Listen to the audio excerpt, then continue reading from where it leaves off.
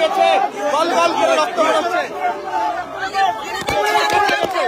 সকালে সব্যসাচী দত্তর হুমকি, রাতে পুলিশের লাঠি। চাকরি ফেরতের দাবিতে বিকাশ ভবনে যোগ্য শিক্ষক শিক্ষিকাদের জুটল লাঠি লাথি ঘুষি। ঠিক যেমনটা কসবা ডিআই অফিসে হয়েছিল। পুলিশের মারে কারুর ঝরল রক্ত, মাটিতে লুটিয়ে পড়লেন কেউ, পুলিশের লাঠির ঘায়ে রাস্তায় পড়ে কাঁদরাতে থাকেন কেউ কেউ। বেশ কয়েকজন আন্দোলনকারীর পা ভেঙেছে বলে অভিযোগ। বাদ গেলেন না মহিলারাও। সাইরেন বাজিয়ে পুলিশ র্যাব শিক্ষক শিক্ষিকাদের ফেলে পেটাতে থাকেন। পেটাতে পেটাতে চাকরিহারা শিক্ষকদের বিকাশ ভবন থেকে বের করে দেওয়া হয়। বিক্ষোভের জেরে বিকাশ ভবনে আটকে পড়া কর্মীদের বের করতে কার্যত ব্যারিকেড তৈরি করে পুলিশ। বৃহস্পতিবার সকাল থেকে কার্যত বিকাশ ভবন দখলে নেন শিক্ষক শিক্ষিকারা। যোগ্য অযোগ্যদের তালিকা প্রকাশ করে চাকরি ফেরানোর দাবি জানাতে থাকেন তারা। এরই মধ্যে সেখানে উপস্থিত হন বিধাননগর পুরসভার চেয়ারম্যান সব্যসাচী দত্ত।